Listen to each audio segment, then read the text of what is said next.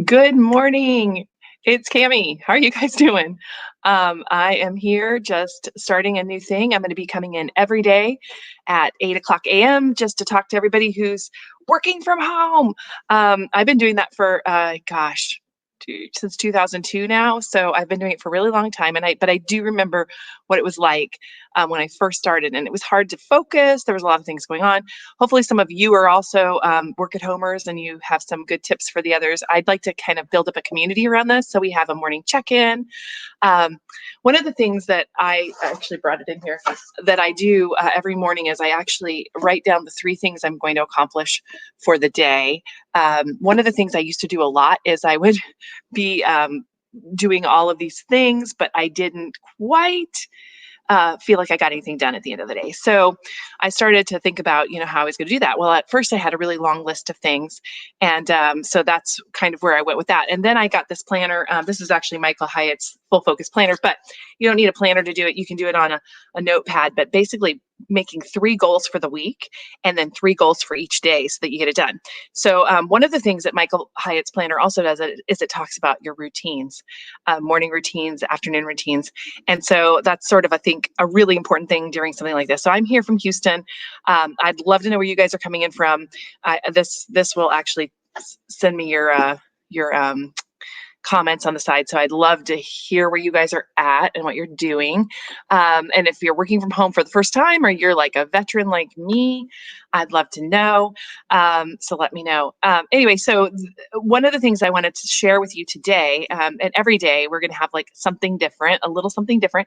And I'm going to have some guests on as well as we go along. So if there's anything that you're struggling with during this time, let me know, like any little thing, whatever it is, we are going to get the right experts on to talk about it. So I've already started reaching out to a lot of people that I know that are going to be great for you.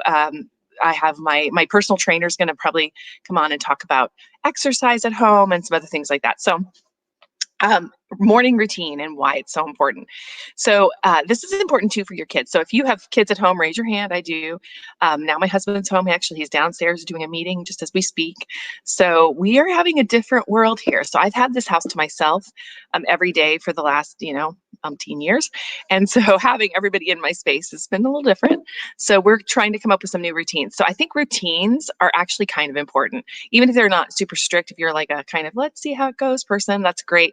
But having like touch points during the day with your family. So one of the things we put into place right away is we're doing all the meals together. So breakfast, lunch, and dinner, we're gonna make sure that we all are sitting at the table at the same time, even if we're not eating, just to have that touch point with each other and have a conversation, so that we don't just let the whole day slide out underneath us. So for me, I've always woken up, I do a little bit of meditation, and I read the Bible. I'm a Christian, but I do that. And then I make myself this giant cup of chai tea that I love. And then I actually drink a shake every morning, a protein shake. I've done that for years now at this point. And then I get out this planner and I open it up and I look at what the week holds or the day holds, depending on what day it is. So on Sundays, I sit down with this book and I write out all of the days of the week and what the three things I'm going to have to get done for the whole week and how I break that down. So I call them things that move the needle, or I think I heard Dean Graziosi say the other day, needle movers. So I've been doing that for a long time, but what is that one thing that you can accomplish today that is going to be able to change the way you're doing stuff in that? So I think that's really kind of where I'm at with that. So I would love to know what you guys do for your morning routine. Let me know if there's anything that you do that makes it a lot simpler. Sorry, I hit the camera there. That's the one thing. So putting together your morning routine every day and actually getting dressed. I put on my makeup. I actually pretend like I'm just going to any office job.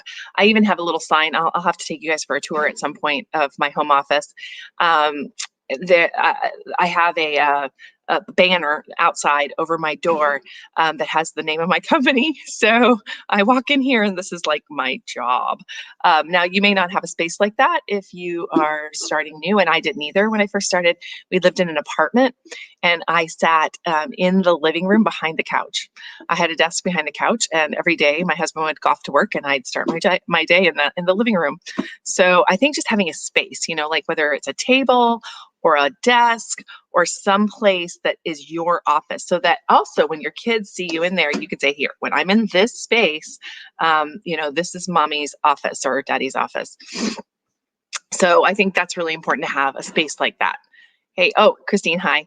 I saw you said good morning. It's a while ago, but yeah, anyway, so yeah, I would just say, absolutely have a place for yourself, no matter where that might be. And, this is like going to be an interesting time. I mean, I think that, it's only going to get more restrictive as far as movement for us in the United States anyway, in certain areas, especially in Houston, where I am. And I know the Bay Area got locked down yesterday, and we were actually there on vacation. So I'm doing my 14 days right now, if you will, of being on, just in the house. So I really feel like you can definitely change that. And part of the attitude I think that I'm adopting is as one of acceptance. I cannot change the fact that this is how it's going to be. And so I'm going to embrace this new way of being for a while, which is, staying in the house, keeping my kids in the house with me, and we are not doing, social things. And I am a very social person, as some of you might know. But I have to stay positive about what we're doing here. So another thing that I've heard that I think is really, really great, because it was really around hand washing and keeping people safe during this time. And that is that if you just internalize, like what if you had the virus? Like, how would you behave? You would be very careful not to harm anybody else. So having that mindset of like that we all have the virus, and we're all like doing the things that we need to do to keep each other from getting hurt is really important, I think. And then the other thing that I think that's really important right now is not thinking that we're isolated because of it. So that's why this live stream. I'm going to be doing it every day until we go back to normal. That's my goal. I want to be here at 8 o'clock every morning. There may be some mornings I have to change it a little bit because of different things, but my goal is to make this part of my morning routine for a while.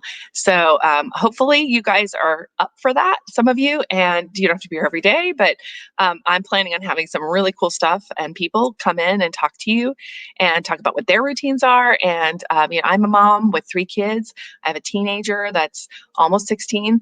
Oh, by the way, we're using this time. It's another thing we're doing. We're using this time to do all of his driving practice. So we've been out doing his driving practice. So that's been kind of good. Every day, if we have to go anywhere to the store or anything, or just nowhere, just driving around. So I'm trying to also like put in touch points with my kids during the day that are meaningful, that will be remembered for their lifetime. So I've got a 15, almost 16-year-old. I have a 12-year-old. She'll be 13 in the summer, and I have an 11-year-old who's a 5th grader. So I've got one in each. Like I've got an elementary, I've got a junior high, and I've got a high school kid. So we've been kind of doing that. And our schools were just canceled until April, as those of you who are in Houston know.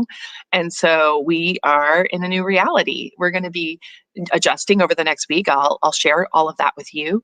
And I'd love for you to share with me what you're doing. So please, please, please, please leave a comment. Let me know you're listening. Hi, Walter. Let me know you're listening. Let me know where you're listening from, if you're from Houston or from other places. And let me know how you are going to be handling this time where we're all going to be from the home office. So I'm really excited, actually. I'm thinking that, what's really interesting about this as an experiment, as a social experiment for the entire country, is that we are just at the point in our history where all of us can do this. Like almost anyone can like turn on a device and fire up a video. So the ones I'm concerned about are people that don't have these devices, that don't have the connectivity. So I have some concern about that. But I do think that this is one of the biggest challenges for most companies, is pulling that trigger on letting people work from home. So when you pull that trigger and let people work from home, And now they have no choice. They have to let people work from home. So guess what? They're going to learn how to do it. They're going to learn what they don't have, and what they do have. My husband was talking about his work, and they had a phone system that you can use through your computer, which I won't name what it was, but a certain one.